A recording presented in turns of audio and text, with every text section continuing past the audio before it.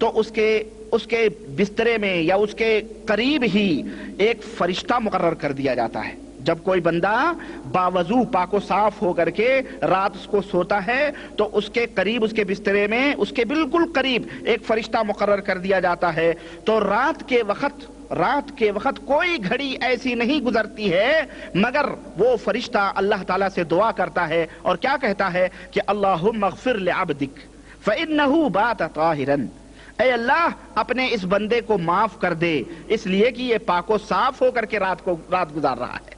तो कितनी बड़ी फजीलत है, हैं? हमें चाहिए कि हम इस हदीस के ऊपर अमल करते हुए अब आइंदा जिंदगी के अंदर जब भी सोएं तो सोने से पहले वजू बना लिया करें, पाको साफ हो। यानी कि नापाक वैसे ही इस्तिंजा लगा होगा ऐसे ही जा करके, और इस्तिंजा लगा है, कपड़े नापाक हैं और आप वजू बना करके सोएं और सोचें कि उसका सवाब मिलेगा। नापाक लोगों के पास फरिश्ते नहीं आते हैं, मालूम है ना आपको, नापाक जो होता है उसके पास फरिश्ते नहीं आते हैं। इसीलिए पाको साफ हो गए, बावजू हो गए, सोओगे तो एक फरिश्ता मुकर्रर होगा और रात भर अल्लाह ताला से वो हर घड़ी दुआ करेगा। यह हदीस तबरानी के अंदर है और इसकी सनद जय्यद है। और एक और तदबीर मैं आपको बताऊं, अल्लाह के रसूल सल्लल्लाहु अलैहि वसल्लम की एक हदीस में आता है कि आदमी को शैतान की मुशाबहत नहीं अख्तियार करनी चाहिए। शैतान की मुशाबहत नहीं अख्तियार करनी चाहिए। शैतान की मुशाबहत क्या है, आइए मैं आपको बताता हूं। चुनांचे आदमी को चाहिए, हर मुसलमान को, कि दाहिने हाथ से खाना खाए और दाहिने हाथ से पानी पिए, इसलिए कि ये शैतान का काम है कि वो बाएं हाथ से खाना खाए, बाएं हाथ से पानी पिए। हजरत अब्दुल्लाह इब्न उमर रज़ी अल्लाह ताला अन्हुमा से रिवायत है, कहते हैं कि रसूलुल्लाह सल्लल्लाहु अलैहि वसल्लम ने फरमाया कि ला याकुलन्ना अहदुकुम बिशिमालिही, तुम में का कोई भी अपने बाएं हाथ से खाना ना खाए, वला यशरिबन्न बिहा, और ना ही बाएं हाथ से पानी पिए, फ़इन्न शैतान याकुलु बिशिमालिही व यशरबु बिहा, इसलिए कि शैतान बाएं हाथ से खाना खाता है और बाएं हाथ से पानी पीता है। यह हदीस सही मुस्लिम के अंदर है। तो इसमें अगर कोई बंदा बाएं हाथ से पानी पीता है, बाएं हाथ से खाना खाता है, तो वो शैतान की मुशाबहत अख्तियार करता है। बाज लोग खाना खाते रहते हैं और पानी बाएं हाथ से उठा करके बाएं हाथ से पानी पी लेते हैं, या बाज लोग ऐसा करते हैं कि टेका लगा लेते हैं, कहते हैं जी गिलास गंदा हो जाएगा। भाई गिलास गंदा हो जाएगा ठीक है, लेकिन अल्लाह के नबी की सुन्नत तो कम से कम तुम्हें सवाब तो मिलेगा। अल्लाह के नबी से बढ़ के पाक और साफ तुम नहीं हो सकते। आज बहुत सारे लोग ये सोचते हैं चलो हाथ लगा लिया गया, चलो ये हो गया, बहरहाल टेका लगा लेते हैं, गलत बात है। बेहतर यह है कि आप अपने उंगलियों को चाटें। ऐसा क्यों उंगलियों के बीच के अंदर वो खाने दाने आप लपेट करके खाते हो, लपट करके, बल्कि आदमी को चाहिए अपनी उंगलियों को चाट के गिलास उठा ले, किसी भी मजलिस में रहे अपने दाहिने हाथ से गिलास से उठाए और दाहिने हाथ से पानी पिए, वरना शैतान की मुशाबहत होगी। इसी तरह से कोई भी चीज किसी को दे या कोई भी चीज किसी से ले तो दाहिने हाथ से ले। बाज लोगों की आदत होती है, अब पानी भी दे रहे हैं तो बाएं हाथ से दे रहे हैं, लो भाई, अरे भाई दाहिने हाथ से दे दें, क्यों नहीं दे रहे हैं दाहिने हाथ से? अरे भाई इसमें खाना वाना लगा है, जरा बुरा लगेगा सामने वाले को। मुसलमान को अगर जाहिल है तो बात अलग है, उसको पता नहीं अल्लाह के नबी सल्लल्लाहु अलैहि वसल्लम की क्या सुन्नतें हैं, लेकिन अगर मोमिन है तो उसको पता है कि दाहिने हाथ से देने में कोई खबात नहीं, बल्कि ये तो बहुत अच्छी बात है, भले उसके हाथों में खाने लगे हैं। समझ रहे हैं ना? कोई आदमी कोई चीज दे रहा है तो जनाब अली फौरन बाएं हाथ बढ़ा देते हैं, गलत बात। अपने बच्चों को भी, अपनी बीवियों को भी, अपनी औरतों, अपने घर में सबको ये तरबियत दीजिए कि नहीं, कोई भी चीज देनी हो तो दाहिने हाथ से। बात सलफ का यह कायदा है कि जब भी वो किसी को कोई चीज देते थे, अगर वो बाएं हाथ बढ़ाया तो नहीं देते थे, रोक लेते थे, तो वो कहता दीजिए ना। अब उसको होश भी नहीं रहता कि वो क्या चीज क्यों रोक लिया गया, वो चीज क्यों रोक ली गई, क्यों नहीं दे रहे हैं। बाद में जब वो बताते हैं भाई बायां हाथ नहीं दाहिना हाथ, हो आई एम सॉरी गलती हो गई, है ना, ये कह के बात तो गलत बात है। ये दाहिने हाथ को बढ़ाइए, दाहिने हाथ से दीजिए और दाहिने हाथ से लीजिए, इसलिए कि शैतान किसी चीज को बाएं हाथ से देता और बाएं हाथ से लेता है। हजरत अबू हुरैरा रज़ी अल्लाह ताला अन्हु की हदीस कहते हैं कि रसूलुल्लाह सल्लल्लाहु अलैहि वसल्लम ने फरमाया कि ला याकुल अहदुकुम बियमीनिही, आदमी को अपने दाहिने हाथ से खाना चाहिए और दाहिने हाथ से पानी पिया जाए चाहिए। वल याखुज़ बियमीनिही, अपने दाहिने हाथ से लेना चाहिए। वल युअती बियमीनिही, और दाहिने हाथ से देना भी चाहिए, इसलिए कि शैतान बाएं हाथ से खाता है, बाएं हाथ से पीता है, बाएं हाथ से लेता है और बाएं हाथ से देता है। यह हदीस इब्ने माजा के अंदर है और इसकी सनद सही है। इसी तरह से आदमी को चाहिए कि آدھا سورج اور آدھا سائے میں نہ بیٹھے، بیٹھنا ہو تو مکمل سائے میں بیٹھے، چھاؤں میں بیٹھے، اور بیٹھنا ہو تو مکمل دھوپ میں بیٹھے، اس لیے کہ شیطان کی مجلس ہوتی ہے وہ کون سی؟ آدھا دھوپ آدھی چھاؤں، آدھی دھوپ آدھی چھاؤں، یہ شیطان کی مجلس ہوتی ہے۔ آپ کو حیرت لگتی ہوگی یہ کون سی بات ہے کہ آدھی دھوپ آدھی چھاؤں؟ ہاں، وہ شیطان کی مجلس ہوتی ہے۔ چنانچہ حضرت ابو عیاض رضی اللہ تعالیٰ عنہ سے مروی ہے کہ ایک صحابی رسول صلی اللہ علیہ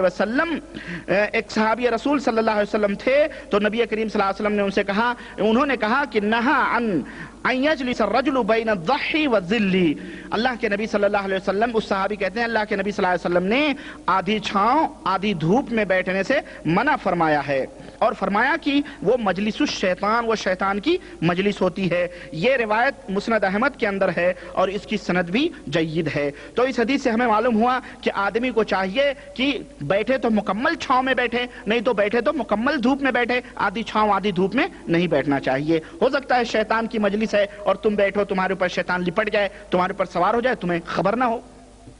اسی طرح سے آدمی کو نہایت ہی سکون اور اطمینان اور وقار کے ساتھ چلنا چاہیے، کھانا چاہیے، پینا چاہیے، اٹھنا چاہیے، بیٹھنا چاہیے، اور ہر چیز میں تأنی ہونی چاہیے، یعنی سکون اور اطمینان ہونی چاہیے۔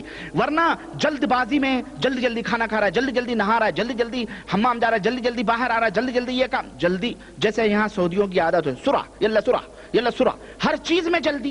اللہ اکبر، کوئی بھی کام ہو، کھانا کھاؤ یلا سرعہ، یہ بھائی یہ ذرا نیٹ بولڈ پھر یلا سرعہ، ہر چیز میں جلدی جلدی۔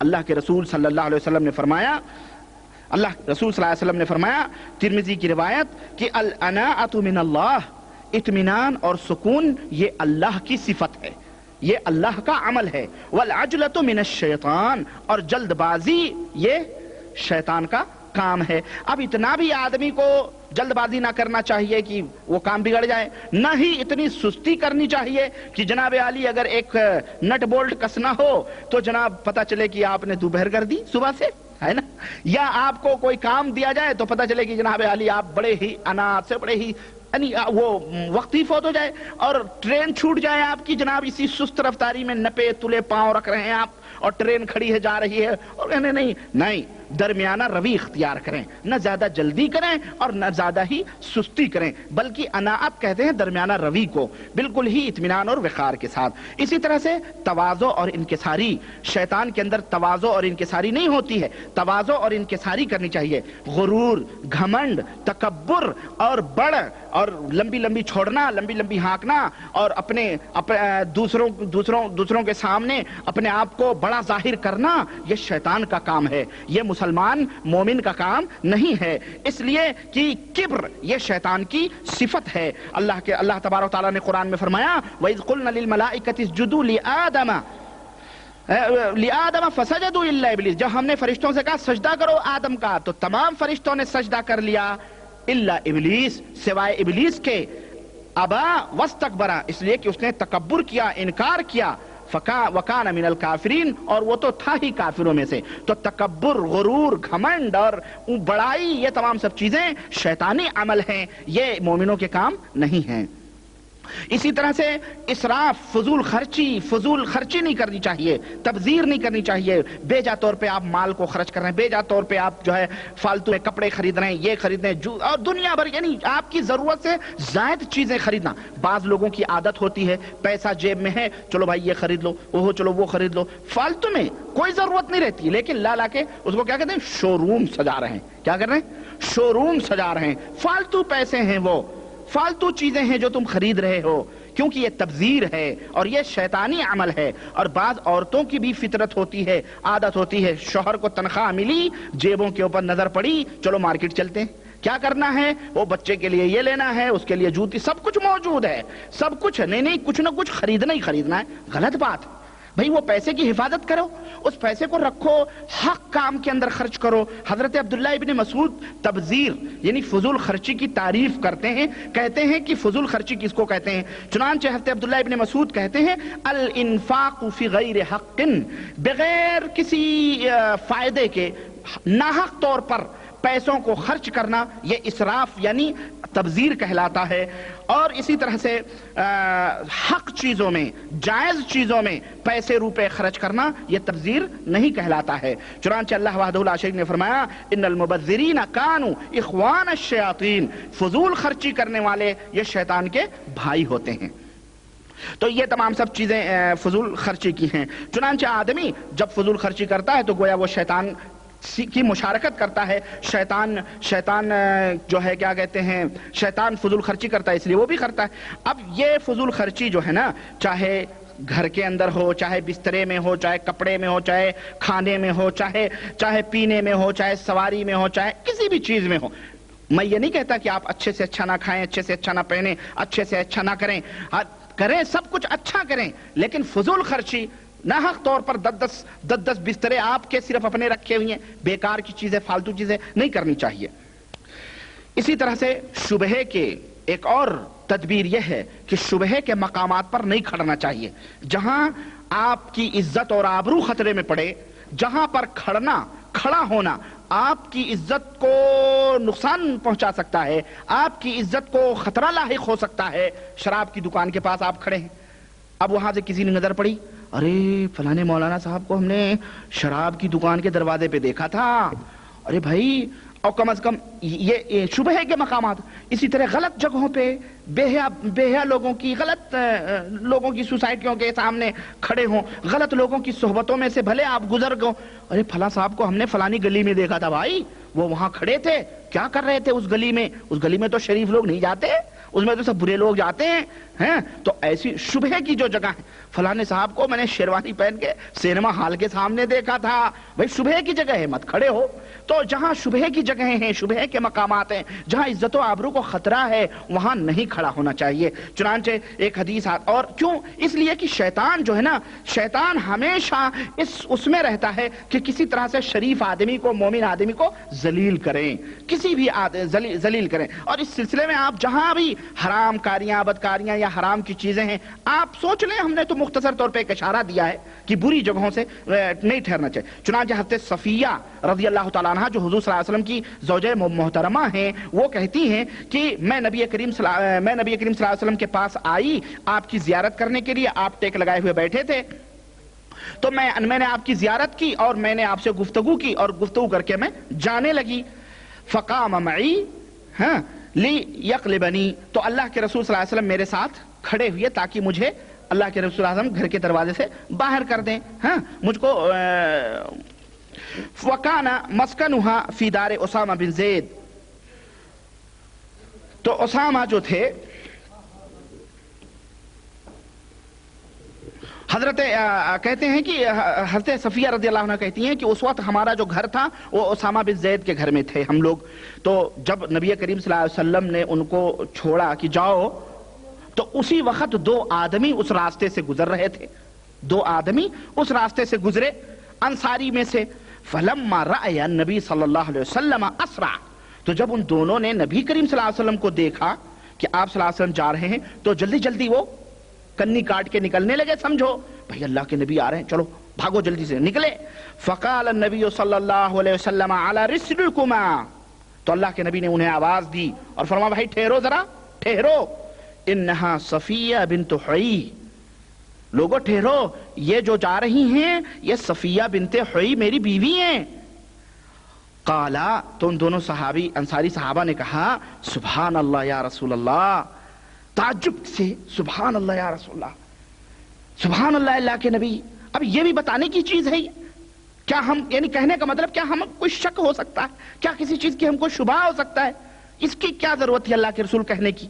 قالا، تو آپ صلی اللہ علیہ وسلم نے فرمایا ان الشیطان یجری من الانسان مجری الدم، شیطان آدمی کی رگوں میں خون کی طرح دوڑتا ہے.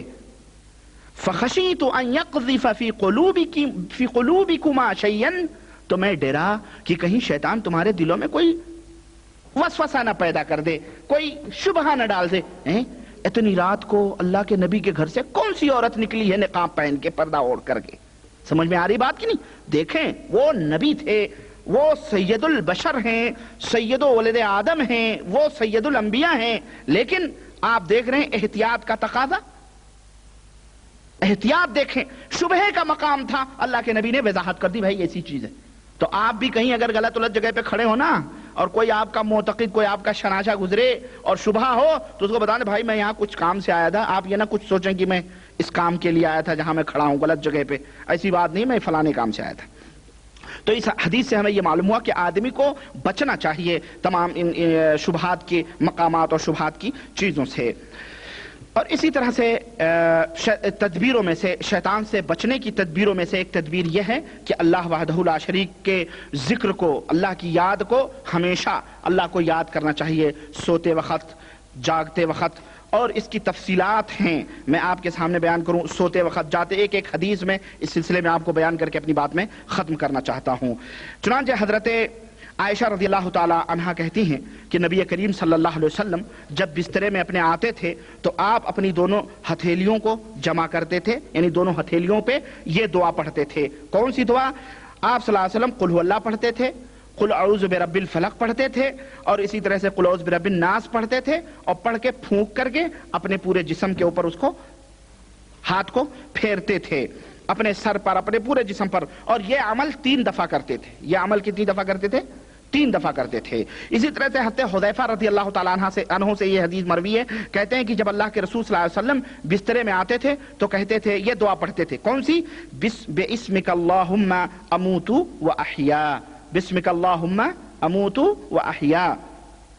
اور جب بیدار ہوتے تھے تو آپ صلی اللہ علیہ وسلم یہ دعا پڑھتے تھے، کیا؟ الحمدللہ الذی احیانا بعد ما اماتنا والیہ النشور۔ یہ حدیث بخاری اور مسلم کے اندر ہے۔ تو یہ دونوں دعا سونے کی اور جاگنے کی آپ لوگ یاد کر لیں، اور اسی طرح سونے سے پہلے یہ دعا قل اعوذ برب الفلق، قل اعوذ برب الناس، قل هو اللہ پڑھ کر کے کر لیں، یہ بھی حدیثوں سے ثابت ہے۔ اسی طرح سے ابو ہریرہ رضی اللہ تعالیٰ عنہ کی حدیث وہ گزری ہے کہ اس شیطان نے بتایا تھا کہ آیت الکرسی پڑھ کے سو جایا کرو، اور اس سلسلے میں بہت ساری روایات ہیں، مختصر میں نے یہ سونے کی دعا، اور یہ گویا سونے کے وقت بھی ایک مومن اللہ وحدہ لا شریک کو یاد کرتا ہے، اور جب بیدار ہوتا ہے جب بھی اللہ کو یاد کرتا ہے۔ اسی طرح سے رات کو کبھی نیند کھلے، رات کو کبھی آنکھ کھلے تو اللہ کے رسول صلی اللہ علیہ وسلم نے حضرت عبادہ بن صامت سے حدیث مروی ہے کہ کہتے ہیں کہ نبی کریم صلی اللہ علیہ وسلم نے فرمایا کہ جو شخص رات کو بیدار ہو، رات کو اچانک کبھی نیند کھلی، اور یہ کلمہ پڑھے، یہ دعا پڑھے، کون سی دعا؟ لا الہ الا اللہ وحدہ لا شریک لہ لہ الملک ولہ الحمد وہو علی کل شیء قدیر، الحمدللہ سبحان اللہ ولا الہ الا اللہ واللہ اکبر ولا حول ولا قوۃ الا باللہ العلی العظیم۔ یہ دعا پڑھ کے پھر دعا پڑھے، کون سی؟ اللہم اغفر لی، یا کوئی بھی دعا پڑھے۔ یہ کلمہ کہنے کے بعد میں کوئی بھی دعا پڑھے تو اللہ کے رسول صلی اللہ علیہ وسلم نے فرمایا کہ استجب لہ، اللہ تعالیٰ اس کی دعا کو قبول فرماتا ہے۔ استجیب لہ یعنی اس کی دعا کو اللہ تعالیٰ قبول فرماتا ہے۔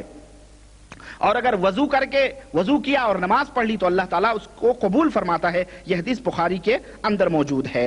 اسی طرح سے آدمی کو، تو اس حدیث سے ہمیں معلوم ہوا کہ رات کو کبھی نیند بیدار ہو تو لا الہ الا اللہ وحدہ لا شریک کی پوری دعا جو میں بتائی یہ آدمی کو پڑھنا چاہیے، اس کا اجر اور اس کا ثواب ملتا ہے۔ اسی طرح سے کوئی گھبراہٹ کا موقع آیا، پریشانی جس کو کہتے ہیں کہ اچانک کسی مصیبت کا آپ کو سامنا پڑا، کسی حادثے کا، آگ لگنے کا، یا کوئی بھی پیر پھسلنے کا، یا کوئی بھی یعنی جس میں آپ مصیبت محسوس کر رہے ہیں، اگر اس طرح کا کوئی حادثہ آپ کو لاحق آیا تو اس وقت کیا کرنا چاہیے؟ حضرت عبداللہ ابن عمرو ابن عاص رضی اللہ تعالیٰ عنہ کہتے ہیں کہ اللہ کے رسول صلی اللہ علیہ وسلم ہمیں کچھ کلمات سکھاتے تھے مصیبتوں کے وقت، اور وہ کلمات کیا تھے کہ اعوذ، یہ دعا تھی، اعوذ بکلمات اللہ التامہ من غضبہ وشر عبادہ ومن ہمزات الشیطان وَأَن يَحْضُرُونَ۔ یہ دعا اللہ کے رسول صلی اللہ علیہ وسلم پڑھتے تھے۔ یہ حدیث ترمذی کی ہے اور یہ حدیث حسن ہے۔ اسی طرح سے گھر سے جب آدمی نکلے، دکان کے لیے، سفر کے لیے، کہیں بھی گھر سے باہر نکلتا ہے تو اسے چاہیے کہ دعا پڑھ کے نکلے۔ اور وہ دعا کیا ہے؟ اب دیکھیں گے اللہ کے نبی صلی اللہ علیہ وسلم نے کتنی تدبیریں بتلائی ہیں شیطان سے بچنے کی اور سیفٹی کی، اپنی حفاظت کی، کہ آدمی محفوظ رہتا ہے۔ آج ہمارے ماحول میں، ہمارے معاشرے، ہمارے سماج میں ان دعاؤں سے کون واقف ہے؟ نہ کوئی بتلاتا ہے بندے خدا کو، زیادہ سے زیادہ ایک کتاب چھاپ دی اور جناب علی تقسیم کر دیا، جس کو توفیق ہوئی یاد کیا، جس کو نہیں توفیق ہوئی نہیں یاد کیا، اور یاد بھی کیا تو بھول جاتے ہیں۔ دنیا داری میں کون پڑھتا ہے؟ الا من رحم اللہ، الا ایک اللہ جس کے اوپر رحم فرمائے۔ چنانچہ گھر سے نکلتے وقت اللہ کے رسول صلی اللہ علیہ وسلم نے فرمایا، حضرت انس کی روایت، حضرت انس کی روایت جو ابو داؤد اور ترمذی کے اندر موجود، اور علامہ البانی نے اس حدیث کو صحیح قرار دیا، کہتے ہیں کہ جو شخص گھر سے نکلتے وقت یہ دعا پڑھے، اللہ کے نبی نے فرمایا کہ جو شخص گھر سے نکلتے وقت یہ دعا پڑھے، کون سی؟ کہ بسم اللہ توکلت علی اللہ لا حول ولا قوت الا باللہ، بسم اللہ توکلت علی اللہ، بسم اللہ توکلت علی اللہ لا حول ولا قوت الا باللہ۔ جب یہ دعا وہ پڑھ لیتا ہے، یقال لہ، تو اس سے کہا جاتا ہے بس اب اس کے لیے یہ دعا کافی ہے، یہ ہر شر سے محفوظ کر دیا گیا، اور اس کو جو ہے اس کو ہدایت کی گئی سیدھے راہ کی، یعنی سیدھی راہ پہ یہ چلے گا اب، اور شیطان اس سے دور ہو جاتا ہے۔ سفر میں نکلا، گھر سے نکلا تو شیطان کیا ہو جاتا ہے؟ اس سے دور ہو جاتا ہے، اور کہتا ہے دوسرے شیطان سے کہ کیف لک برجل قد ہدی وکفی ووقی، اس آدمی کو تم کیسے چھیڑخانی کر سکتے ہو، اس آدمی کو کیسے ستا سکتے ہو جس کے لیے اللہ کافی ہو گیا، اس کو اللہ نے بچا لیا اور اس کو اللہ تعالیٰ نے صحیح راہ کی رہنمائی فرمائی، اس آدمی کو تم کیسے پریشان کر سکتے ہو؟ تو گھر سے نکلنے کی یہ دعا ہے۔ اسی طرح گھر میں داخل ہونے کی، گھر کا مطلب ہے آپ یہ نہ سوچ اپنے گاؤں جائیں گے جبھی ہم ایسا کریں گے، آپ کا کمرہ ہے، آپ کا روم ہے، آپ کا گھر ہے۔ یہاں تو بعض لوگ جاتے ہیں دھڑلے کے ساتھ چلے جاتے ہیں، دھڑ کے ساتھ نہیں ہے بھائی، دعا پڑھ لیں، بسم اللہ کر لیں، داخل ہونے کو سلام کریں، نکلیں اور یہ دعا پڑھیں۔ تو گھر میں داخل ہوتے وقت حضرت جابر رضی اللہ عنہ سے حدیث مروی ہے، کہتے ہیں کہ سمعت رسول اللہ صلی اللہ علیہ وسلم، میں نے رسول اللہ صلی اللہ علیہ وسلم سے سنا، کہتے تھے کہ جب کوئی آدمی اپنے گھر میں داخل ہو تو اللہ کو داخل ہونے کے وقت یاد کرے اور کھانے کے وقت اللہ کو یاد کرے۔ جب کوئی آدمی گھر میں داخل ہو اور اللہ کو یاد کرے، کھانے کے وقت اللہ کو یاد کرے، تو شیطان کہتا ہے کہ لا مبیت لکم ولا عشاء، آج نہ اس گھر میں سونے کو ملے گا، نہ اس گھر میں کھانے کو ملے گا۔ اور جب تمہیں کا کوئی گھر میں داخل ہوتا اللہ کو نہیں یاد کرتا، یعنی بسم اللہ نہیں کہتا ہے، کم از کم بسم اللہ تو کر لے آدمی، بسم اللہ کر کے گھر میں داخل ہو، نہیں کرتا ہے، تو شیطان کیا کہتا ہے کہ چلو آج تو اس گھر کے اندر کھانا بھی ملے گا اور اس گھر کے اندر سونے کو بھی ملے گا۔ اسی لیے رات بھر شیطان تشویش کرتا رہتا ہے لوگوں کے کہ بسم اللہ کر کے نہ دروازہ بند کرتے ہیں، نہ بسم اللہ کر کے داخل ہوتے ہیں، تو اس لیے شیطان ان کو پریشان کرتا ہے۔ اسی طرح سے مسجد کے اندر داخل ہونے کی دعا اور مسجد سے نکلنے کی دعا بھی اللہ کے رسول صلی اللہ علیہ وسلم نے بتلائی ہے۔ حضرت انس کی حدیث ہے کہ رسول اللہ صلی اللہ علیہ وسلم جب مسجد میں داخل ہوتے تھے تو کہتے تھے بسم اللہ اللہم صلی علی محمد۔ سنیں، اللہ کے نبی خود پڑھتے تھے اور یہ امت کے لیے ہدایت ہے، بسم اللہ اللہم صلی علی محمد۔ وَإِذَا خَرَجَ قَالَ، اور جب نکلتے تو کہتے تھے بسم اللہ اللہم صلی علی محمد۔ یہ حدیث ترمذی کے اندر ہے اور یہ حدیث حسن ہے، اور اس کی اور ایک روایت تفصیل سے آتی۔ آپ کہیں گے تو پھر تو مسجد میں جانے اور مسجد میں آنے کی دعا یہی ہو گئی؟ نہیں، بعض حدیثوں کی تفسیر کرتی ہیں۔ اس حدیث کے اندر اتنا ٹکڑا ہے، آگے دوسری حدیث جو ابو حمید اور ابو اسید رضی اللہ عنہما سے مروی ہے، کہتے ہیں کہ جب تم میں کا کوئی آدمی مسجد میں داخل ہو تو یہ دعا پڑھے۔ اللہ کے نبی نے فرمایا کہ جب بھی تم میں کا کوئی مسجد میں داخل ہو تو یہ دعا پڑھے، کون سی؟ اللہم افتح لی ابواب رحمتک، اور جب نکلے تو کہے اللہم انی اسألک من فضلک۔ اور ظاہر ہے کہ پچھلی جو روایت ہے اس کو اس میں جوڑ لیں، بسم اللہ والصلاة والسلام علی رسول اللہ، یا اللہم صلی علی محمد، درود پڑھ کے بسم اللہ کہہ کے درود پڑھ کے پھر یہ دعا پڑھیں، اور جب نکلیں جب یہ ایسا کریں۔ اسی طرح نماز شروع کرنے سے پہلے، نماز جب شروع کریں آپ تو بھی دعا پڑھیں۔ چنانچہ حضرت ابو ہریرہ کہتے ہیں کہ اللہ کے نبی صلی اللہ علیہ وسلم جب نماز شروع کرتے تھے اور اللہ اکبر کہتے تھے، میں نے تکبیر تحریمہ اللہ اکبر کہہ کے جب نیت باندھتے تھے تو آپ صلی اللہ علیہ وسلم تھوڑی دیر خاموش رہتے تھے۔ تو میں نے کہا بے ابی و امی، میرے ماں اور باپ آپ کے اوپر قربان ہوں یا رسول اللہ، ارأیت سکوتک بین تکبیر و قراء ما تقول، میں نے آپ کو دیکھا ہے کہ آپ قرات یعنی سورہ فاتحہ اور تکبیر تحریمہ کے بیچ میں کیا پڑھتے ہیں، خاموش رہتے ہیں تو کیا پڑھتے ہیں؟ تو اللہ کے رسول صلی اللہ علیہ وسلم نے فرمایا کہ میں پڑھتا ہوں کون سی دعا؟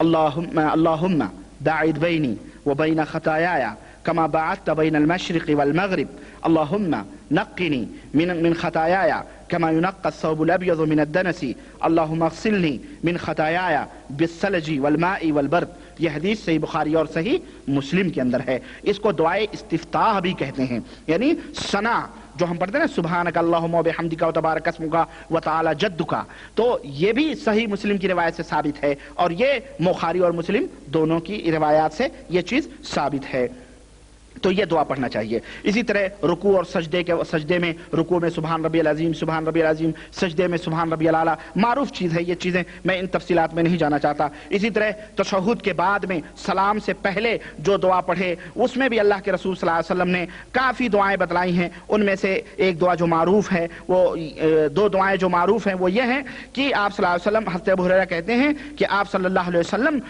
جب تشہد سے فارغ ہوتے تھے تو کہتے تھے کہ 4 دفعہ اعوذ باللہ کہتے تھے، اور اس کے بعد کہتے تھے اعوذ باللہ من عذاب جہنم ومن عذاب القبر ومن فتنة المحیا والممات ومن شر المسیح الدجال، یہ حدیث مسلم کے اندر ہے۔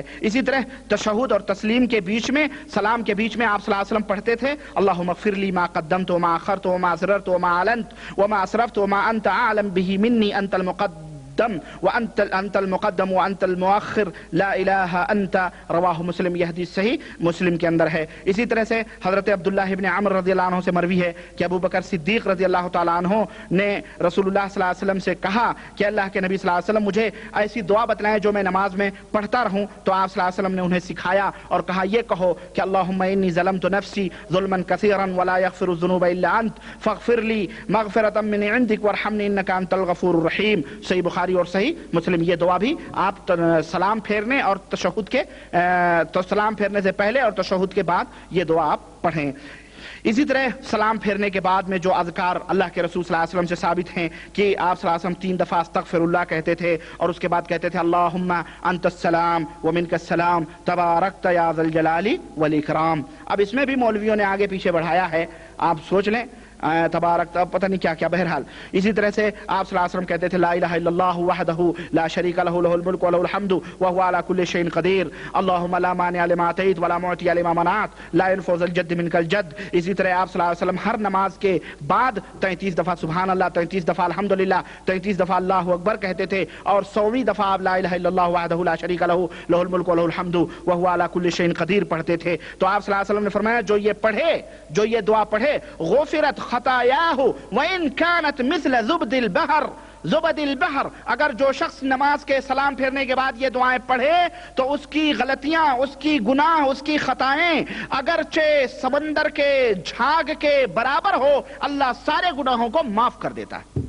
آپ سوچ لیں ہمارے ہاں جیسے یہ کتنی بڑی نعمت سے ہمارے ہاں کے ملے جو ہیں نا، مولانا لوگ عوام الناس بیچاروں کو محروم کرتے ہیں۔ جیسے ہی امام نے کہا السلام علیکم ورحمۃ اللہ، السلام علیکم ورحمۃ اللہ، ویسے ہی مؤذن کہتا اللہم آمین، اور اس کے بعد میں تھوڑی دیر کے بعد پتہ نہیں کیا بدبد کر کے برحمتک یا ارحم الراحمین، خلاص چلو سنت ہے۔ اور اللہ کی قسم مجھے بڑی تکلیف ہوتی ہے، مسجد نبوی میں آپ نماز پڑھو اور مسجد حرم میں آپ نماز پڑھو، یا یہاں پہ جتنی بھی مسجدیں ہیں، لیکن میں نے خصوصی طور پہ رمضان میں جب میں عمرے کے لیے گیا اور وہاں میں نے نوٹ کیا کہ ہمارے ہندوستان اور پاکستان کے لوگ جیسے ہی امام حرم سلام پھیرتے ہیں، اللہ کی قسم ہم نے نظر دوڑائی ایک دفعہ کہ دیکھیں کوئی اور تو اجنبی نہیں ہے، تو دیکھا جتنے شلوار قمیض پینٹ اور کرتے اور پجامے والے ہم کو نظر آئے، سارے ہندوستانی، پاکستانی اور یہ بنگلہ دیشی اس کے اندر ملوث ہیں۔ ہم اور لوگوں کی کیا کریں، ہم اس ملکوں میں نہیں رہتے، ان کے علماء کا یہ فرض ہے کہ اپنے مقتدیوں کو نصیحت کریں، لیکن ہم اپنے لوگوں کو تو کم از کم نصیحت کریں، ان مولویوں کو کم از کم اللہ عقل دے کہ کم از کم جو اللہم آمین کی بدعت جو جاری کی ہے ہاتھ اٹھا کر کے، اس کو بند کر کے یہ سنتوں کو زندہ کریں، اللہ انہیں توفیق دے۔ بڑی تکلیف آپ یہاں بھی دیکھیں، جیسے ہی السلام علیکم ورحمۃ اللہ سے فٹ سے کھڑے ہوتے ہیں اور فوراً نیت باندھ دیے دھڑاک سے اور کھڑے ہو گئے، اور جناب علی پھٹافٹ 2 رکعت 4 رکعت سنتیں ماری اور چلے گئے، اور اعتراض کرنے کو بول دو، پتہ نہیں یہاں تو سعودیہ میں لوگ سنتیں ہی نہیں پڑھتے ہیں، بھاگ جاتے ہیں جیسے امام سلام پھیرتا کچھ دیر بیٹھ کے اپنے اپنے گھر کو چلے جاتے۔ ابے تو جو پڑھا ہے تو اپنی نماز پہ غور کر، تو جو پھٹافٹ کوے کی چونچ مار کے گیا تیری نماز ہو گئی؟ جو دعائیں اللہ کے نبی سے ثابت ہیں وہ پڑھتے نہیں، اور مولویوں نے سکھایا پھٹ سے مارو، پھٹے سے نکلو اور جاؤ۔ حرام ہے اس طرح سے، اللہ کی قسم یہ مذاق ہے نماز کا، اس طرح نہیں کرنا چاہیے۔ امام بیٹھتا ہے، آپ یہاں دیکھ لو، سعودیوں کو بھی دیکھ لو، اس مملکت سعودی عربیہ کے اندر جب تک امام بیٹھا رہے گا مقتدی بیٹھے رہیں گے۔ اکثر یہ دیکھا رحمہ اللہ جو پیچھے نکل جاتا ہے، ورنہ جو سامنے ہے وہ جب تک امام نہیں اٹھتا ہے جلدی نہیں اٹھتے ہیں۔ پڑھتے رہتے ہیں، دعائیں پڑھتے ہیں. ہمارے یہاں اصل میں سب بللے کام کرتے ہیں، بللے مولوی ہیں اور بللے عوام بھی ہیں، اور بنا بنایا حلوہ گپ کرنا چاہتے ہیں، محنت نہیں کرنا چاہتے. خلاص اس لیے یہ تمام سب چیزیں چھوٹی نہیں ہے، بہت بڑی بڑی چیزیں ہیں، ان کے اوپر آدمی کو عمل کرنا چاہیے. سوچیں آدمی یہ دعائیں پڑھ لے تو اللہ کے نبی فرماتے ہیں صلی اللہ علیہ وسلم کہ اگر سمندر کے جھاگ کے برابر گناہ ہو تو اس کے گناہ مٹ جاتے ہیں. بھئی کون سی تکلیف کی بات ہے؟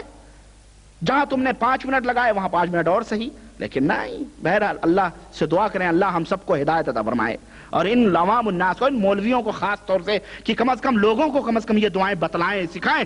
کسی بھی مولوی کو ہمارے ملکوں میں اللہ من رحم اللہ پکڑ کے آپ پوچھو کہ مولانا صاحب سلام پھیرنے کے بعد کون کون سی دعائیں پڑھی جاتی ہیں، کون کون سی دعائیں پڑھی جاتی ہیں؟ سوچیں آپ. نہیں بس یہ زیادہ زیادہ سبحان اللہ الحمدللہ کہہ دے گا. بقیہ یہ جو دعائیں ہیں بعض ہی لوگوں کو معلوم ہیں جو قرآن و سنت کے ماننے والے ہیں، ورنہ جو اپنے آپ کو ترے لگاتے نا اہل سنت والجماعہ، انہیں پتہ ہی نہیں بیچاروں کو کون سی دعا پڑھی جاتی. اور جو پڑھی جاتی ہے کون سی وہ ہے نا اللہم انت السلام، اس میں بھی 2-4 لفظ آگے پیچھے لگائے ہوئے ہیں. اللہم انت السلام منک السلام فحینا ربنا بالسلام، اور پتہ نہیں ربنا و تبارکت یا پتہ نہیں کیا کیا آگے پیچھے اس میں ملایا ہوا ہے. جو ورجنل اللہ کے نبی کی ہے وہ نہیں پڑھتے. بہرحال میں ورجنل پہ ایک بات بتاؤں گا انشاءاللہ اگلے درس میں، کیونکہ ابھی مجھے وقت نہیں ہے، میں بات ختم کرنا چاہتا ہوں.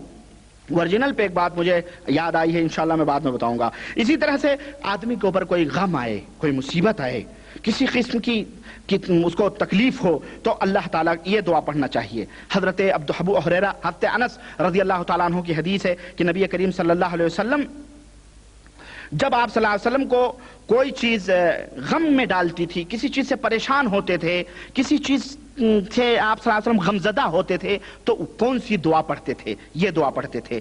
کیا کہتے تھے؟ یا حی یا قیوم برحمتک استغیث، یا حی یا قیوم برحمتک استغیث، اے زندہ رہنے والے، اے قائم و دائم رہنے والے پروردگار، تیری رحمت سے مدد طلب کرتے ہیں. اور ہمارے ہاں کوئی غم آئے، کوئی مصیبت آئے، یا غوث المدد، یا خواجہ غریب النواز، یا پیر پیرا ہرو، یا فلانے بابا، یا سلطان باہو، یا دادا گنج حجویری، یا خواجہ غریب النواز، یا فلانے پیر، یا ڈھکانے، یا سجادہ نجین. یا یہ چھوٹے جاہلوں کو کیسا سکھائے؟ یہ محمدی دعوت، یہ نبی رحمت صلی اللہ علیہ وسلم کی دعا ہے. یا حی یا قیوم برحمتک استغیث، تب اللہ خوش ہوتا ہے. اور یہ خواجہ غریب نواز اور فلانے کو گلبرگہ فلان پلا بابا گنج دادا گنج حجویری بلا بلا کے بیچارے تھک گئے، ان کی کوئی مدد کے لیے نہیں آ رہا ہے، کٹ رہے ہیں، پٹ رہے ہیں. دیکھ رہے ہو ابھی کچھ رمضان سے پہلے جو کوئمبتور میں فساد ہوا ہے، ایسی بے دردی سے قتل کیا ہے. کہاں ہیں سب؟ کون؟ کہاں گئے خواجہ؟ کہاں گئے غوث؟ کہاں گئے فلانے؟ کہاں گئے ڈھکانے؟ سب قبروں میں سوئے ہوئے ہیں. کم از کم تمہیں بلائے تو کم از کم تمہاری پکار پہ آنا تو چاہیے. ظالموں اللہ کو پکارو، اللہ کو. اللہ تمہاری مدد کے لیے آئے گا. اللہ جس کو دینے پہ آئے اسے کوئی روک نہیں سکتا، اور اللہ روکنے پہ آئے تو اسے کوئی دے سکتا ہرگز نہیں دے سکتا. وہ اللہ ہے. کہتے ہیں ہم اللہ کا وسیلہ لیتے ہیں، فلانے کا وسیلہ. اللہ کو تمہارے نٹ بولٹ کی کیا ضرورت ہے؟ یہ نٹ بولٹ ہیں جو تم بیچ میں لگا رہو. اللہ وحدہ لا شریک سب کی سنتا ہے. یہ تمہارے للو پنچو کی ضرورت نہیں ہے اللہ کو. اللہ وحدہ لا شریک اپنے بندے کو ڈائریکٹ سمجھتا ہے. کون سمجھائے؟ اللہ رب العزت ہے. یہ حدیث ترمذی کی ہے، سمجھ رہے ہیں؟ تو اللہ وحدہ لا شریک، یا حی یا قیوم برحمتک استغیث. اسی طرح سے جب کوئی دشمن سے ملاقات ہو، کوئی دشمن آپ کی نظروں کے سامنے آئے، کوئی دشمن کوئی قسم کا دشمن ہو سکتا ہے، شیر ہو سکتا ہے، بچھو ہو سکتے ہیں، سانپ ہو سکتے ہیں، انسان ہو سکتے ہیں، شیطان ہو سکتے ہیں، کوئی بھی دشمن ہو سکتا ہے. آپ اس سے ملاقات کریں، یا زیادہ طاقتور آدمی آپ کے سامنے آ رہا ہے، آپ کو خوف مار ور دے گا، اس طرح کی کوئی ڈر آئے تو اللہ کے رسول صلی اللہ علیہ وسلم، حضرت ابو موسیٰ اشعری رضی اللہ تعالیٰ عنہ کی روایت کہ نبی کریم صلی اللہ علیہ وسلم جب کسی قوم سے آپ کو خوف ہوتا تھا، کسی قسم کا خطرہ ہوتا تھا، ڈر ہوتا تھا، تو کہتے تھے اللہم ان نجعلک فی نحورہم ونعوذ بک من شرورہم. اللہم ان نجعلک فی نحورہم ونعوذ بک من شرورہم. یہ حدیث ابو داؤد کے اندر ہے اور نسائی کے اندر ہے، اور حاکم نے اس حدیث کو صحیح قرار دیا ہے. تو اس حدیث سے معلوم ہوا کہ یہ دعا پڑھنی چاہیے. اسی طرح سے جب قرض ہو آدمی کے اوپر، زیادہ مقروض ہو گیا، اس کے اوپر قرضوں کا بوجھ رکھا ہوا ہے، تو اللہ کے نبی نے اس وقت بھی دعا بتلائی ہے. اللہ کے رسول صلی اللہ علیہ وسلم فرماتے ہیں، حضرت علی بن ابی طالب سے روایت ہے کہ جب میں اپنے قرض سے پریشان ہو گیا تو میں اللہ کے نبی صلی اللہ علیہ وسلم کے پاس آیا، تو آپ سے میں نے کہا اللہ کے نبی میری مدد کرو، کچھ بھی کرو، میں بڑا مقروض ہو گیا ہوں.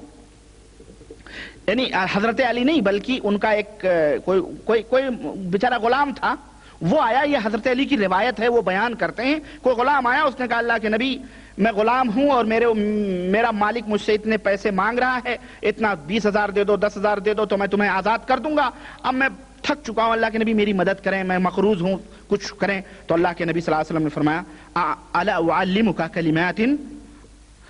حضرت علی رضی اللہ تعالیٰ عنہ کے پاس آیا وہ شخص، تو حضرت علی نے کہا کیا میں تمہیں وہ بات نہ بتلا دوں جو مجھے نبی کریم صلی اللہ علیہ وسلم نے بتلائی تھی؟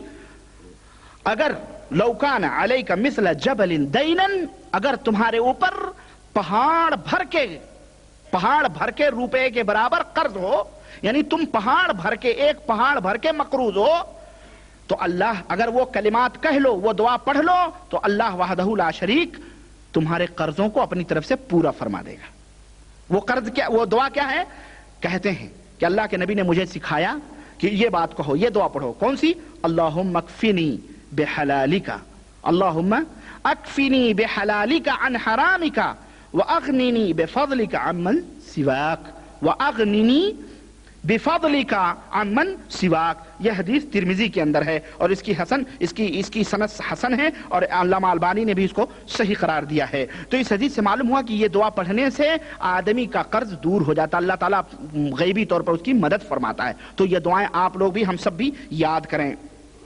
اسی طرح سے قبرستان میں داخل ہونے کے وقت کی دعا آدمی کو پڑھنا چاہیے، چنانچہ اللہ کو یاد کرنا چاہیے. دیکھیں اللہ کی یاد کہاں کہاں اللہ کے نبی نے رہنمائی فرمائی ہے. قبرستان میں جائے تو اللہ کے نبی صلی اللہ علیہ وسلم یہ دعا سکھاتے تھے کیا کہ السلام علیکم اہل الدیار من المؤمنین وإنا انشاء اللہ بکم لاحقون نسأل اللہ لنا ولکم العافیہ. یہ دعا پڑھنا چاہیے. یہ حدیث صحیح مسلم کے اندر ہے. اسی طرح سے کڑک گرجنے کی آواز سنے تو یہ دعا پڑھے. چنانچہ اللہ کے رسول صلی اللہ علیہ وسلم نے فرمایا کہ حضرت عبداللہ ابن زبیر رضی اللہ تعالیٰ عنہما کی حدیث ہے کہ جب اللہ کے نبی صلی اللہ علیہ وسلم کڑک گرج کی آواز سنتے تھے تو آپ یہ دعا پڑھتے تھے کیا؟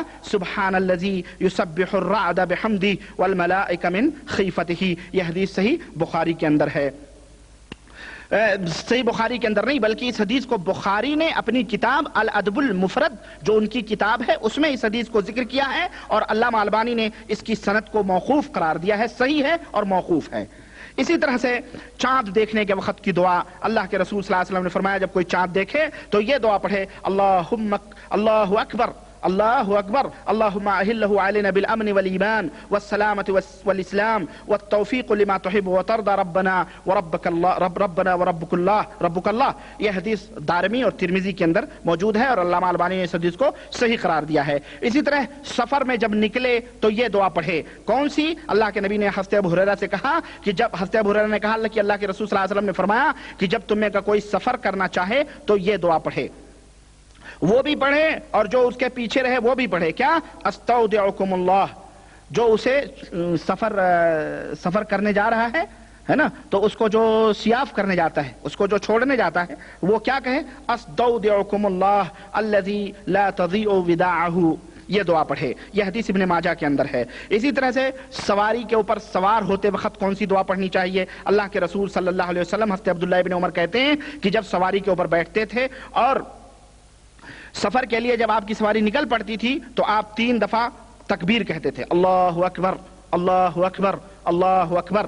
پھر کہتے تھے سبحان الذی سخر لنا هذا وما كنا له مقرنين وانا الى ربنا لمنقلبون. اللهم انا نسألك في سفرنا هذا البر والتقوى ومن العمل ما ترضى. اللهم هون علينا سفرنا هذا واطو عنا بعده. انت الصاحب فی السفر والخلیفۃ فی الاہل اللہم انی اعوذ بک من وعثاء السفر وکآبۃ المنظر وسوء المنقلب فی المال والاہل. اور یہ دعا پڑھتے تھے سفر میں، اور جب سفر سے لوٹتے تھے اپنے گھر کی طرف تو آپ کہتے تھے آئبونا تائبونا عابدونا لربنا حامدون. یہ حدیث صحیح مسلم کے اندر موجود ہے. اسی طرح سے جب آپ اپنے کسی بھی جگہ اپنی سواری سے اترتے تھے یا کسی جگہ جاتے تھے تو آپ یہ دعا پڑھتے تھے، کیا کہ اعوذ بکلمات اللہ التامات من شر ما خلق. آپ نے فرمایا جو یہ دعا پڑھے، جیسا پیچھے گزرا ہے کہ اس کو کوئی تکلیف نہیں ہوگی. اسی طرح کھانے اور پینے کے وقت اللہ کو یاد کرنا، اسی طرح چھینک کے وقت اللہ کو یاد کرنا، مرغا بولے اور گدھا بولے تو اس وقت اللہ کا ذکر کرنا، اور پیچھے محاضرے میں میں نے اس کی تفصیلات آپ کے سامنے بتا دی ہیں. اسی طرح کہیں کسی مجلس میں بیٹھا رہے اور جب وہاں سے اٹھے اور دنیا جہان کی باتیں ہوں، لیکن جب وہ اٹھے اس مجلس سے تو یہ دعا پڑھے. کون سی؟ اللہ کے رسول صلی اللہ علیہ وسلم نے فرمایا کہ جو شخص کسی ایسی مجلس میں بیٹھے جہاں فالتو باتیں ہو رہی ہیں، ادھر ادھر کی دنیاوی باتیں ہو رہی ہیں، لیکن اٹھنے سے پہلے وہ یہ دعا پڑھ لے. کون سی؟ اللہ سبحانک اللہم وبحمدک اشہد ان لا الہ الا انت استغفرک واتوب الیک. تو اللہ کے نبی فرماتے جب یہ دعا پڑھ لے تو اس مجلس میں جتنے بھی گناہ، غلط بات صحیح جو بھی گناہ ہوئے رہتے ہیں، اللہ تعالیٰ اس کی گناہوں کو معاف فرما دیتا ہے. اسی طرح سے جو ہے بہت ساری دعائیں ہیں. صبح اور شام کی دعا حضرت شداد بن اوس کہتے ہیں کہ نبی کریم صلی اللہ علیہ وسلم نے فرمایا کیا میں تمہیں سید الاستغفار بتا دوں؟ دیکھیں یہ دعا بڑی اہم ہے، اس کو اپنے ذہن میں رکھیں. سید الاستغفار یعنی تمام مغفرت چاہنے والوں کی سردار، یعنی بڑی بڑی دعا. وہ دعا کیا ہے؟ اللہ کے رسول صلی اللہ علیہ وسلم فرماتے ہیں کہ اگر کوئی بندہ یہ دعا پڑھ لے، اگر کوئی شخص یہ دعا پڑھ لے اور پڑھ کر کے وہ سو جائے، یعنی سونے کے وقت شام کو اس نے یہ دعا پڑھی اور اسی رات وہ مر گیا، تو اللہ کے رسول صلی اللہ علیہ وسلم نے فرمایا دخل الجنہ، وہ جنت میں داخل ہو جاتا ہے. یہ دعا پڑھ کے اگر وہ شام کیا ہے تو جنت میں داخل ہو جائے گا. اور اگر صبح اس نے پڑھا ہے اور صبح کسی وقت اس کو موت آ گئی، جب بھی اس کو کیا ہوگا؟ جنت میں داخلہ ملے گا. وہ دعا کیا ہے؟ یہ دعا ہے اللہم انت ربی لا الہ الا انت خلقتنی وانا عبدک وانا علی عہدک ووعدک ما استطعت اعوذ بک من شر ما صنعت ابوء لک بنعمتک علی وابوء بذنبی فاغفر لی فانہ لا یغفر الذنوب الا انت. یہ دعا سید الاستغفار کہلاتی ہے. جب کوئی بندہ یہ دعا پڑھ لے تو وہ شام کو پڑھے تو رات کو مرے گا تو جنت میں جائے گا، صبح پڑھے اور دن بھر میں کبھی بھی مرے گا تو وہ جنت کے اندر جائے گا. یہ حدیث بخاری کی ہے. اسی طرح حضرت ابو ہریرہ رضی اللہ تعالیٰ عنہ کہتے ہیں کہ رسول اللہ صلی اللہ علیہ وسلم نے فرمایا کہ جو صبح کرے اور شام کو، یعنی صبح اور شام یہ دعا پڑھے، کون سی؟ سبحان اللہ و بحمدہ 100 مرتبہ، تو قیامت کے دن جب اللہ کی بارگاہ میں وہ پیش ہوگا تو جتنا افضل عمل وہ لے کے اللہ کی بارگاہ میں آئے گا، کوئی دوسرا اتنا اچھا عمل لے کے نہیں آئے گا الا یہ کہ جس نے وہی عمل کیا ہو. سمجھ رہے ہیں؟ تو اس سبحان اللہ بحمدہ، سبحان اللہ و بحمدہ 100 مرتبہ صبح اور شام پڑھ لیں تو اللہ وحدہ لا شریک، جب مریں گے قیامت کے دن اتنی بڑی افضل اور اعلی عمل لے کر کے اللہ وحدہ لا شریک کی بارگاہ میں آپ حاضر ہوں گے. اسی طرح کی اور بھی بہت ساری صبح اور شام کی دعائیں ہیں. میرے عزیزوں، میرے دوستوں، میں نے بڑی لمبی گفتگو آپ سے کی، لیکن یہ میں آخری منزل پہ پہنچ چکا ہوں. یہ آخری تدابیر ہیں. ان تدابیر کو ہم جب تک عمل کرتے رہیں گے شیطان ہم سے دور رہے گا، لیکن جب ہم ان تدابیر سے غفلت برتتے ہیں، ان تدابیر سے اور یہ اللہ کے نبی کی ان حکمتوں سے، ان باتوں سے ہم چشم پوشی کرتے ہیں اور نہیں یاد کرتے، نہیں پڑھتے، تو شیطان ہمارے اوپر غالب آتا ہے اور اس طرح سے ہمیں وہ ستاتا ہے، پریشان کرتا ہے. انشاءاللہ تبارک و تعالی اب جو ہماری منزل ہوگی دوسری، وہ منزل ہوگی علاج اور معالجے کی، کہ سوئے اتفاق سے اگر کسی کو کسی شیطان نے پکڑا ہے، اس کو سوار ہے، جیسے ہمارے یہاں کہتے ہیں، ہمارے یہاں تو عجیب و غریب سواریاں آتی نہیں، کہتے ہیں شہید بابا کی سواری ہے. کس کے اوپر؟ وہ شرابی کبابی کے اوپر شہید بابا ہے. وہ ناپاک عورت کے اوپر فلانے بابا کی سواری آ رہی ہے، غازی بابا کی آ رہی ہے، وہ خواجہ اجمیری کی سواری آ رہی ہے، فلانے پیر کی آ رہی ہے، اور کبھی وہ نماز نہیں پڑھتے، کبھی روزے نہیں رکھتے. ناپاک عورت اگر وہ شہید ہے، وہ غازی ہے، وہ ولی ہے، تو تیری سواری کے لیے وعدہ نعوذ باللہ. اگر وہ ولی ہے تو زندگی میں تو ولی اللہ اگر وہ ولی ہے تو اللہ تعالیٰ نے تو حرام کیا ہے کہ کسی عورت کے ہاتھ کو کوئی اجنبی عورت کے ہاتھ کو چھوئے جائے کہ اس کے اوپر سوار ہو، نعوذ باللہ. اور وہ تو مر گیا بیچارہ، اس کی روح تو یا تو جنت میں ہوگی یا جہنم میں ہوگی، اللہ ہی جانتا ہے. اور اگر تم کہتے ہو کہ نہیں غازی بابا کی سواری آتی ہے، شہید بابا کی آتی ہے، پانچوں پیر کی آتی ہے، فلانے بابا کی آتی ہے، تو گویا وہ ولی نہیں تھے، وہ شیطان تھے جن کی روحیں جیسا کافر لوگ کہتے ہیں نا بھٹک رہی ہیں، تو ان کی روحیں بھٹک رہی ہیں اور لوگوں کو اپنے اپنے جیسے گندے لوگوں کو پکڑتی ہیں، نعوذ باللہ. یہ تمام سب چیزیں خرافات ہیں. انشاءاللہ تبارک تعالیٰ اگلی مجلس جو اگلے جمعرات کو آ رہی ہے، ہم علاج اور معالجے کے تعلق سے کچھ باتیں بہت تفصیل کے ساتھ اس کو آپ کے سامنے رکھنا چاہتے ہیں، کیونکہ آپ لوگ بھی ان باتوں کے منتظر ہیں، اور چونکہ وہ دوا ہے، تمام گفتگو اور تمام لیکچر کا وہ نچوڑ ہے، اس لیے آپ بھی سننا چاہیں گے اس کو.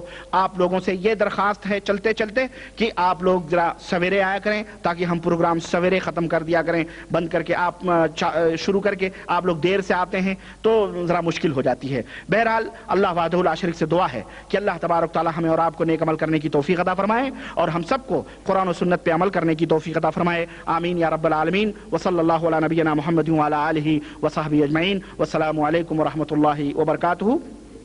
اور جیسا کہ اعلان کے مطابق آپ کو پتہ ہے کہ انشاءاللہ تبارک تعالی سوال و جواب کی مجلس ایک ہفتہ مکمل اس پروگرام کے علاج اور معالجہ کے بعد انشاءاللہ تعالی ہوگی، مجلس خاص ہوگی جس میں مکمل سوال و جواب ہوں گے. آپ حضرات اپنے گھر سے جو بھی ذہن میں سوال بالخصوص موضوع کے تعلق سے، لیکچر کے تعلق سے، وہ شبہات، وہ کوئی چیز چھوٹی، کوئی بات سمجھ میں نہیں آئی، وہ آپ پوچھ سکتے ہیں. اس کے لیے خاص ایک ہفتہ میں انشاءاللہ تعالی رکھوں گا. اللہ تعالی ہم سب کو نیک عمل کرنے کی توفیق عطا فرمائے. وصلی اللہ علی نبینا محمد وعلی آلہ وصحبہ اجمعین. السلام علیکم ورحمۃ اللہ وبرکاتہ. اگر کوئی سوال ہے تو آپ لائیں.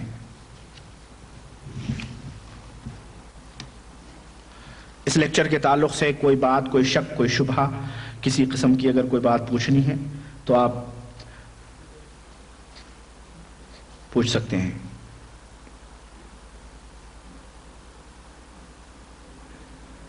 دو تین آدمی کھڑے ہو جائیں تاکہ جلدی سے جو ہے فٹافٹ معاملات لے آئیں. اب وہ پورے سوال سمیٹیں گے، پھر آپ لائیں گے. ایک ایک بڑھاتے رہیں، بات چلتی رہے، ادھر سوال جواب آتے رہیں. کیا ہے اور اچھا سوال ہے حدیث کے تعلق سے، جو بخاری اور مسند احمد کے حوالے سے میں نے مکھی کا واقعہ بیان کیا، اللہ کے رسول صلی اللہ علیہ وسلم کی، کہ ایک آدمی مکھی کی وجہ سے جنت میں چلا گیا اور ایک آدمی مکھی کی وجہ سے جہنم میں چلا گیا. تو شاید میرے بھائی نے سوال کیا ہے کہ آپ نے فرمایا کہ ایک صاحب جنت میں گئے اور ایک صاحب جہنم میں گئے، یہ کس کو اور کیسے پتا چلا کہ وہ کہاں گئے ہیں؟ شاید آپ نے دھیان نہیں دیا. میں نے کہا یہ اللہ کے رسول صلی اللہ علیہ وسلم کی حدیث ہے، یہ اللہ کے رسول صلی اللہ علیہ وسلم کی حدیث ہے، یہ میری اپنی بات نہیں ہے. تو جب اللہ کے نبی کی حدیث ہے تو خلاص بات ختم ہو گئی. کس کو کہاں سے وہ اللہ جانے، اللہ کا رسول جانے. اللہ نے اپنے نبی کو بتلایا، اللہ کے نبی نے ہم سب کو بتلایا. سمجھ میں آئی بات؟ کیا آدم علیہ السلام کے زمانے سے لوگ جنت اور جہنم میں داخل ہو رہے ہیں؟ میرے بھائی، جنت اور جہنم میں داخل ہونے کا جو مطلب ہے یہ نہیں کہ ابھی سے وہاں جا کر کے فل ہو رہی ہے سیٹیں، ایسی بات نہیں ہے. بلکہ مطلب یہ ہے کہ وہ اس کا آخری انجام جو ہوگا انشاءاللہ تعالی جنت میں ہوگا، اور اس کا آخری انجام جہنم میں ہوگا.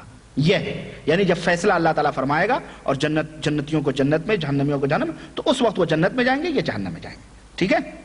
کیا مرنے والے سب اپنے قبروں میں قیامت تک رہیں گے یا نہیں؟ بے شک اپنی قبروں میں رہیں گے وہ قیامت تک. چنانچہ اللہ کے رسول صلی اللہ علیہ وسلم فرماتے ہیں، قرآن میں اللہ تعالیٰ نے فَإِذَا نُفِخَ الصُّورُ، جب سور پھونکا جائے گا تمام کی تمام قبریں ادھڑیں گی، اور ایک ایک قبر سے بعد حدیثوں میں آتا ہے 70 لوگ اٹھ کے دوڑیں گے، قیامت آئے گی. اس وقت سب اپنی اپنی قبروں میں رہیں گے. کیا فی الحال جنت اور جہنم خالی ہیں؟ بے شک جنت اور جہنم فی الحال خالی ہیں.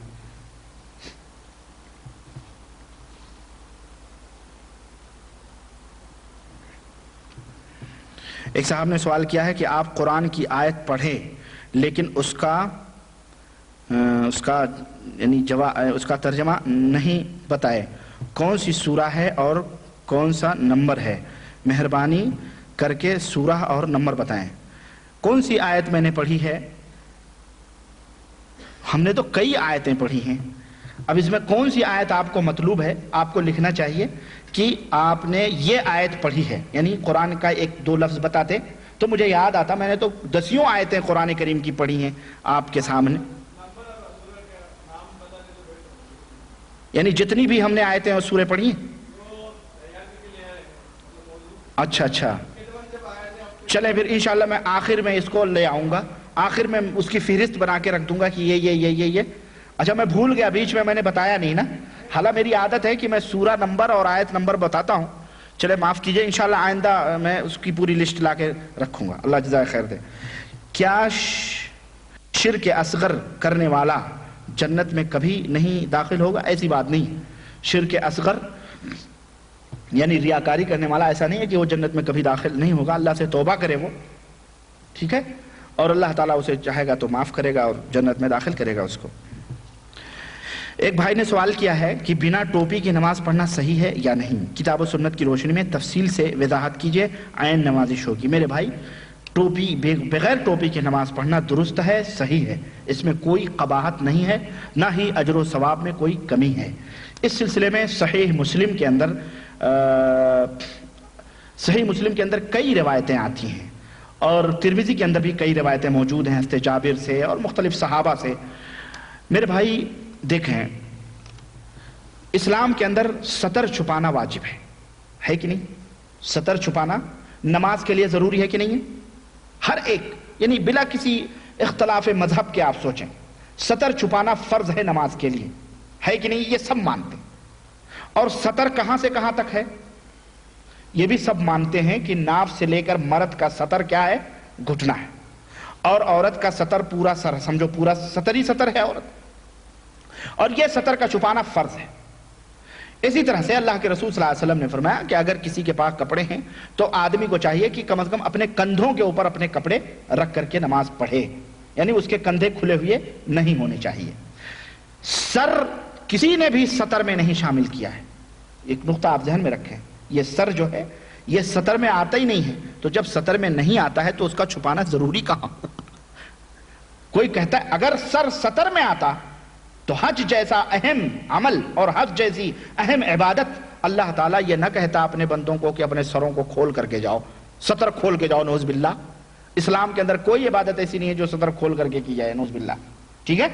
تو میرے بھائی کسی نے بھی سر کو سطر میں نہیں شامل کیا ہے، اور اس سلسلے میں کئی حدیثیں ہیں کہ صحابہ کرام رضوان اللہ علیہم اجمعین، حضرت جابر، ایک صحابی پہنچے، وہ کپڑا ٹانگ کر کے نماز پڑھ رہے تھے، جب وہ نماز سے فارغ ہوئے تو ایک تابعی رہے ہوں گے کوئی، انہوں نے کہا آپ کپڑا ٹانگے ہوئے ہیں اور جو ہے ایک ہی کپڑے میں نماز پڑھ رہے ہیں۔ ایک ہی کپڑے میں کیسے نماز پڑھتے تھے معلوم ہے آپ کو؟ چادر ہوتی تھی، چادر کو گلے میں باندھ لیتے تھے، ہاں، تو یہ چادر یہاں سے لے کے گھٹنوں تک ہوتی تھی، گھٹنوں کے نیچے تک، اس طرح سے وہ ایک کپڑے میں نماز پڑھتے، جیسے لنگی ہے، اتنی لمبی لنگی ہو کہ آپ یہاں باندھ لیں تو مطلب آپ پورا سطر آپ کا وہی ہے، ٹھیک ہے؟ ایک کپڑا ہی ہو، اور دو کپڑے کیا ہوئے کہ آپ ایک تہبند پہن لیں، ایک کندھا ڈھک کے نماز پڑھ لیں، یہی صحابہ کرام، تو وہ ایک ہی کپڑے میں نماز پڑھ رہے تھے حضرت جابر، اور ایک کپڑا ٹنگا ہوا تھا۔ انہوں نے کہا آپ بھی کیا کر رہے ہیں؟ ایک کپڑا ٹنگا ہوا ہے اور آپ اسی طرح نماز پڑھ رہے ہیں۔ انہوں نے کہا اس سے پہلے تمہیں کبھی دو کپڑے نصیب ہوئے تھے نبی کے زمانے میں؟ ایک ہی کپڑے ہوتے تھے، اسی میں نماز پڑھتے تھے، ایک ہی کپڑے ہوتے تھے، اسی میں نماز پڑھتے تھے۔ تو میرے بھائیوں، میرے عزیزوں، اور انہوں نے حضرت جابر نے یہ بھی کہا کہ تجھ جیسے احمق کو، یہ دیکھیں میں نے اصل میں ایک سوال آیا تھا اور میں نے اس کو ترجمہ کیا تھا، وہ پتہ نہیں کہاں غائب ہو گیا مجھ سے، ہے انشاءاللہ۔ انہوں نے کہا تجھ جیسے احمق کو بتلانے کے لیے میں اس طرح سے کر رہا ہوں تاکہ تم جیسے لوگوں کو پتہ چلے کہ اس طرح سے جائز ہے، جو تم یہ سمجھے ہوئے ہو کہ دو کپڑے، وہاں جھگڑا دو کپڑوں میں نماز پڑھنے کا، بعض لوگ سوچتے تھے دو کپڑوں میں نماز ہوتی ہے، بعض لوگ سوچتے تھے ایک کپڑے میں نماز ہوتی ہے۔ یہ 14 صدی میں یہ فتنہ اٹھایا گیا کہ 3 کپڑوں میں نماز پڑھو، کل کو آئے گا پیر بھی ڈھکو، موزے پہن کے نماز پڑھو ورنہ نماز ہی نہیں ہوگی، جس طرح سر پہن۔ ایسے جاہل ہیں مسجدوں کے اندر، وہ ٹوپیاں رکھے ہوئے ہیں چٹائیوں کی، ان سے کہو یہ ٹوپی پہن کے تو اپنی سسرال جائے گا؟ پوچھو اس سے، سسرال جا سکتا ہے یہ ٹوپی پہن کے؟ وہ اس سے پوچھو چلو سسرال نہیں، تو یہ ٹوپی پہن کے مسجد سے باہر جا سکتا ہے؟ نہیں جائے گا۔ کیوں نہیں جائے گا؟ جب وہ اتنی اچھی چیز ہے، اتنی اچھی چیز ہے وہ کہ اس کے بغیر نماز ہی نہیں ہوتی، یا اس کے بغیر اس کے اندر وہی نہیں پیدا ہوتی، تو پھر وہ ٹوپی پہن کے باہر مسجد کے کیوں نہیں جاتا؟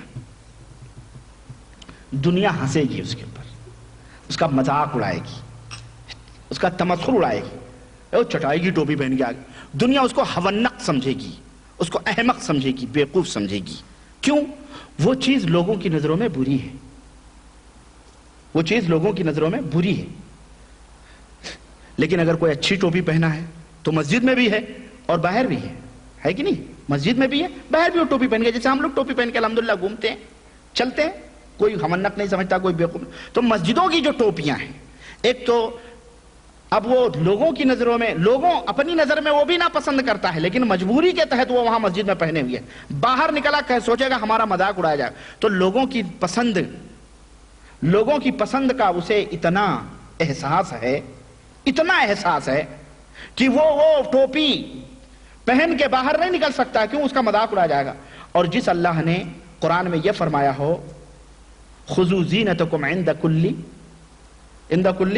مساجد، کہ مساجد کیا لوگوں ہر نماز پڑھنے جاؤ تو زیب و زینت سے جاؤ، سج سنور کے جاؤ نماز پڑھنے کے لیے، تو سج سنور کے اس مسجد میں وہ گندی میلی ٹوپی جس کے اندر بھونگے بھی ہوتے ہیں، کیڑے بھی ہوتے ہیں، گھومتے رہتے ہیں، وہ سر پہ رکھ کر کے وہ نماز پڑھ رہا ہے، جو باہر وہ زیب و زینت کی چیز ہے تو باہر نکل کے جا، کیوں نہیں باہر نکل کے جاتا؟ تو میرے بھائی یہ مسجدوں میں یہ غلط بات ہے، اور لوگوں کی جہالت ہے یہ، اور ملاؤں کی بھی جہالت ہے، جنہوں نے ٹوپی کو دین سمجھا ہوا ہے اور ٹوپی کو عبادت سمجھا ہوا ہے، غلط بات ہے۔ بلکہ میں تو یہ کہتا ہوں جس جگہ بغیر ٹوپی کے نماز پڑھنے کو حرام کہا جا رہا ہو، ایسی جگہ پہ بغیر ٹوپی کی نماز پڑھنا واجب اور فرض ہے، ضروری ہے، تاکہ ان احمقوں کو معلوم ہو کہ بغیر ٹوپی کے بھی نماز ہو جاتی ہے۔ سمجھ میں آئے بات؟ تو یہ جھگڑے کی بات نہیں ہے، نہیں کی اختلاف کی بات ہے، یہ جہالت کی بات ہے۔ میں ایک جگہ ایک مسجد میں نماز پڑھ رہا تھا، اور جناب علی جیسے ہی میں نیت باندھا بغیر ٹوپی کے اکثر چلا جاتا تھا نماز۔ اب وہ جماعت ایک مسجد تھی مشہور، ہمارے یہاں مسجدیں بٹی ہوئی ہوتی ہیں نا، یہ فلانے کی مسجد، یہ فلانے کی مسجد، یہ غوثیہ مسجد، یہ قادریہ مسجد، یہ فلانی مسجد، اب نام کیا لوں میں۔ تو وہ تھی بیچارے بھولے بھالے اللہ والوں کی مسجد ہے نا، پھیرے جو لگاتے ہیں، اللہ انہیں جزائے خیر دے، ہدایت دے۔ اب وہ نماز میں پڑھنے لگا، وہ اٹھا کے ایک نے ٹوپی رکھ دی، وہی میں نے نیچے اتار دی نماز ہی میں، پھر میں نے پھر دوسری رکعت میں پھر اس نے رکھ دی، پھر میں نے نیچے پھینک دی۔ جب میں سلام پھیرا تو میں اس کو پکڑا، میں بولا تم نے ٹوپی کیوں رکھی؟ بولے بغیر ٹوپی کی نماز نہیں ہوتی۔ میں نے کس نے کہا بغیر ٹوپی کی نماز نہیں ہوتی؟ تم اپنی بیماریاں ہمارے تک منتقل کرنا چاہتے ہو؟ میں نے اس کو جھاڑی، اللہ کی قسم، اللہ شاہد ہے، اللہ شاہد ہے، اس میں سے کئی بھنگے نکلے، چھوٹے چھوٹے کیڑے، مطلب وہ جو اڑتے ہیں اس میں پھنسے ہوئے۔ میں نے کہا یہ گندگی تمہارے سر میں ڈالنا چاہتے ہو؟ شرم کرو کچھ۔ کس نے کہا نماز نہیں ہوتی تو بغیر ٹوپی کے؟ چپ ہو گیا وہ سب بیٹھے ہوئے تھے نماز کے بعد، کوئی کچھ نہیں بولا، وہ جانتے تھے کہ یہ آدمی ہے، یعنی میں پینٹ شرٹ میں تھا اس لیے وہ بیچارہ کوئی اجنبی رہا ہوگا، سمجھا ہوگا ایسا، اس لیے بہرحال وہ میرے بھائی یہ جہالت ہے، ان سب چیزوں کے درمیان اختلاف نہیں کرنا چاہیے، بلکہ یہ پرلے درجے کی غرض جہالت ہے۔ کیا غیر محرم کا علاج کرنا جائز ہے؟ کتاب و سنت کی روشنی میں وضاحت کیجیے۔ اگر اس علاج سے مراد یہ جناتوں کا علاج وغیرہ اگر آپ لے رہے ہیں، تو اگر آپ کو اللہ توفیق دے اور آپ کو جو میں تدابیر آگے بتاؤں گا علاج کا طریقہ وغیرہ، اگر آپ اس حساب سے علاج کر رہے ہیں تو اس کے لیے ضروری ہے کہ اس لڑکی کے ساتھ میں اس کا بھائی یا اس کا باپ آپ کے ساتھ موجود ہونا ضروری ہے، ورنہ اگر وہ اکیلی ہے تو آپ اس کا علاج ہرگز نہیں کر سکتے، ٹھیک ہے؟ اگر آپ ڈاکٹر ہیں تو ظاہر ہے آپریشن تھیٹر میں اور تو کوئی جائے گا نہیں، ڈاکٹر رہیں گے، سب رہیں گے، تو اس وقت وہ چونکہ المحظورات تبیح الضروریات تبیح المحظورات، ضرورت کی چیزیں ممنوع چیزوں کو جائز کر دیتی ہیں، ٹھیک ہے ممنوع ہے، لیکن بغیر آپریشن کے وہ بچ نہیں سکتا آدمی، اتنی اجازت شریعت آپ کو دے گی کہ آپ اتنی دیر آپریشن تھیٹر میں خلوت میں عورت رہ سکتی ہے، اور اگر ہے تو اس کا شوہر یا اس کا بھائی وہاں اگر اجازت رہ سکتا ہے، لیکن اگر ڈاکٹر کہہ رہے نہیں آپ باہر انتظار کریں، ہم آپریشن تھیٹر میں، تو کوئی حرج اس میں نہیں ہے۔ پانی میں دم کرنا، پھونکنا یا تھوکنا جائز ہے، جبکہ میں نے سنا ہے کہ اللہ کے رسول صلی اللہ علیہ وسلم نے کھانے پینے والی چیزوں میں تھوکنا سے منع فرمایا۔ بے شک اللہ کے رسول صلی اللہ علیہ وسلم نے پینے والے پانیوں میں پھونک مارنے سے منع فرمایا ہے، ٹھیک ہے. اللہ کے رسول صلی اللہ علیہ وسلم نے پھونک مارنے سے پانیوں میں منع فرمایا ہے، لیکن یہ جو قرآن کی جو ہوتی ہیں چیزیں، یہ پھونک جھاڑ پھونک جو ہوتی ہے، یہ پھونک کے ساتھ تھوک بھی نکلتی ہے، تھوک. تو چونکہ اس لعاب کے اندر قرآن پڑھا گیا ہے، اس لیے اللہ کے رسول صلی اللہ علیہ وسلم نے بھی اس کا علاج کیا ہے اس طرح سے کہ آپ کانا یتفلو، آپ تھوک، ایسا تھوک پھونکتے تھے کہ اس کے ساتھ ہلکی تھوک بھی نکلتی تھی. یہ جائز ہے اور حدیث سے یہ ثابت ہے. اچھا یہ بھی ہو گیا. ایک صاحب نے سوال کیا ہے کہ ایک شخص، اچھا ایک صاحب، اب سوالات نہیں ہے بس یہ آخری ہے. ایک صاحب نے سوال کیا ہے کہ ایک شخص اکثر و بیشتر 100 یا 125 کلومیٹر کی دوری پر کمپنی کی جانب سے سفر کرتا رہتا ہے اور ہر ہفتہ 10 دن میں وہ مقام پر بھی آتا ہے، مگر مقام پر ایک دن یا اس سے کچھ کم یا زیادہ ٹھہرنے کا موقع ملتا ہے، دوبارہ پھر وہ سفر میں چلا جاتا ہے. اس کی نماز کے متعلق کیا مسئلہ ہے؟ اس کی نماز کے متعلق یہ مسئلہ ہے کہ وہ جب سفر میں جائے گا تب وہ نماز کو قصر کرے گا، لیکن جب وہ اپنے مقام پہ لوٹ کے آئے گا، بھلے وہ ظہر کے ٹائم اپنے مقام پہ لوٹ کے آتا ہے، اگر ظہر کا ٹائم ہے تو وہ اتمام کرے گا، یعنی پوری نماز پڑھے گا. ٹھیک ہے، لیکن جب وہ سفر میں رہتا ہے وہ سفر میں قصر کر سکتا ہے. وصلی اللہ علی نبینا محمد وعلی آلہ وصحبہ اجمعین. والسلام علیکم ورحمۃ اللہ وبرکاتہ.